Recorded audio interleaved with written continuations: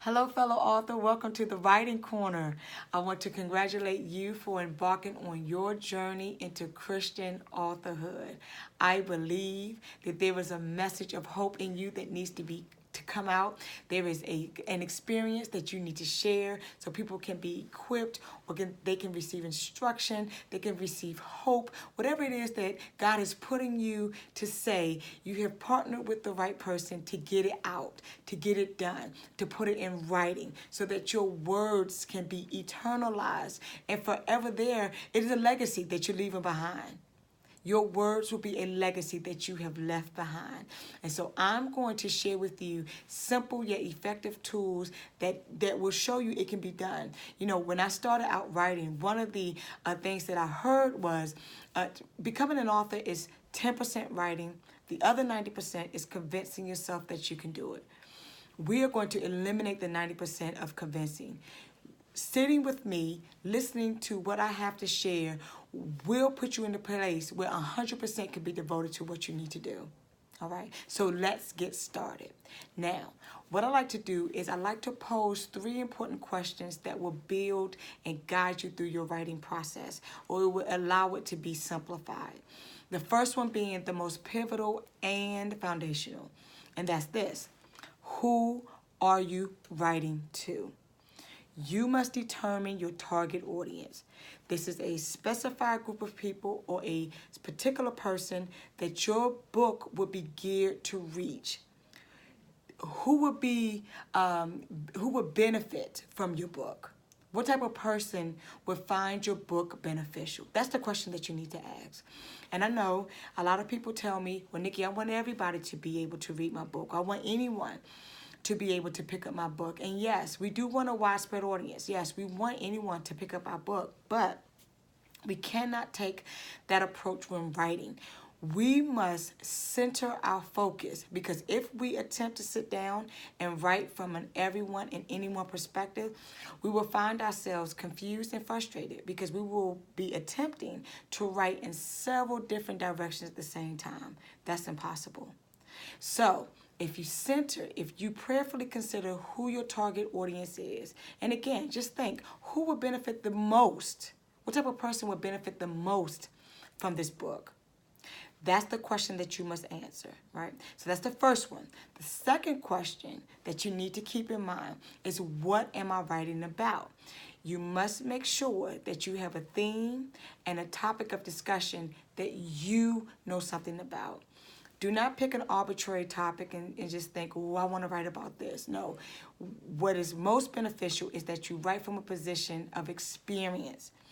When potential readers pick up your book, they are looking for you to know what you're talking about. So as you're writing, you must put on the mindset that I'm an expert in this field. I know this. And when I say expert, don't become alarmed. I'm using that term a little bit loosely. What I am saying is that you must have an authoritative and comprehensive knowledge base of what you're talking about. Okay? So there is knowing who you're speaking to, that there is knowing what you're saying or what topic you're going to use. And the last question is this: why am I writing this book? What purpose will it serve? What problem am I looking to solve? You must answer that question. Now, in that last question, what's really important is that we don't just list the problem. We must provide a solution. Okay, we don't want to leave any of our readers with all this plethora of information of our life, but we've not made a connection or even led them on a journey to resolution. Now, these questions become very important and they tie into each other. So first, let's look at the first two, the latter 2 questions that I posed to you, and then we're going to tie in the first one into the other 2. So when you are writing about your topic or your theme, that word, that phrase, whatever it is that you say about that theme is going to translate into your title, the title of your book. So that's the front cover. The why, the purpose, the tension, the problem, the resolution, the solution that you're providing.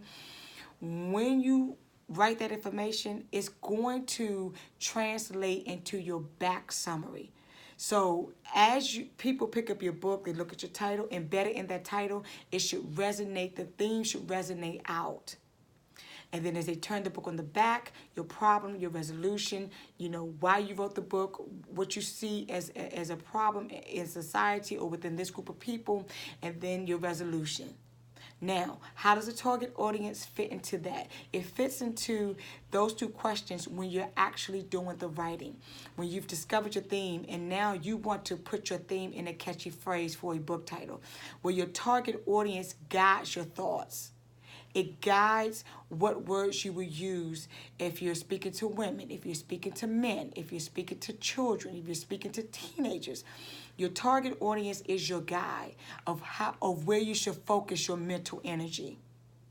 Your target audience is your guide of how you should phrase your problem and resolution. The target audience piece is pivotal and it is foundational for setting up those two pieces. And I would say that you write that first. Write your title first. Write your book summary first. And then use that as your guide as you get into the media portion of your book, which we'll talk about in another session. Now, I believe that this target audience method, it is very successful. And I want to take the moment to share with you 4 books that were written. I want to prove to you that this method will work. And it will work with immeasurable success. And I'm not talking about anything that I've written. This was something that was written over 2,000 plus years ago, and millions of people are still reading these books. And if you're clued in, you may already know where I'm going. And I'm talking about the Bible. Now watch what happens. I could pick any book out of the Bible to use my target audience as proof positive that it works. But I'm going to just select 4, and that is the 4 Gospels: Matthew, Mark, Luke, and John. Now, each of these writers wrote with a specific target audience in mind. Matthew was written to Jews of similar background. Mark was written to explain Jewish customs, and the translations in Aramaic expressions suggest that he was writing to Gentile converts living in Rome. Luke was written to one Christian, Theophilus, and Luke provides a well-documented and complete narrative that would showcase to Theophilus the early Christian movement, the history of Christian life. And then John was written to Jews who were unconvinced that Jesus was the Messiah. Now, I was not included. I didn't see myself in that target audience. And you might not see yourself in that target audience.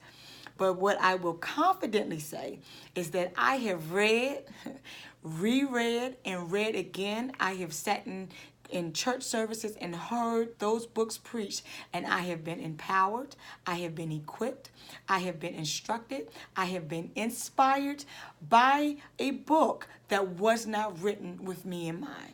So what am I saying to you is that if you follow this method, if you use the target audience, if you got that is the key piece to getting started. It's starting there. If you use the target audience approach, anyone who picks up your book and they can connect, they can identify, even if not for themselves, they may be able to connect with your book and identify someone in their own circle who can benefit from what you have written. And so now your book becomes widespread. But it all started because you pinpointed your focus. Using the target audience approach in writing, it will not diminish the audience of the potential audience that you can reach. You can do it. So, as you are getting started, I want to recap. We must first answer the question, who am I writing to? Second, what am I writing about? Third, why am I writing this information? And you using that first question, that target audience piece. It will eliminate confusion and frustration. It will help guide and streamline your thoughts. It will help you to be narrowed and focused. And you can just be free to focus on words that are just dedicated to that one type of person. And once you start there, you will see how that will be your guide to the rest of the content within your book. So that is the end of our session for getting started. Think about those 3 questions, answer them. The next time we will see each other, we will talk about creating space to compile and to construct the interior of your book. See you then.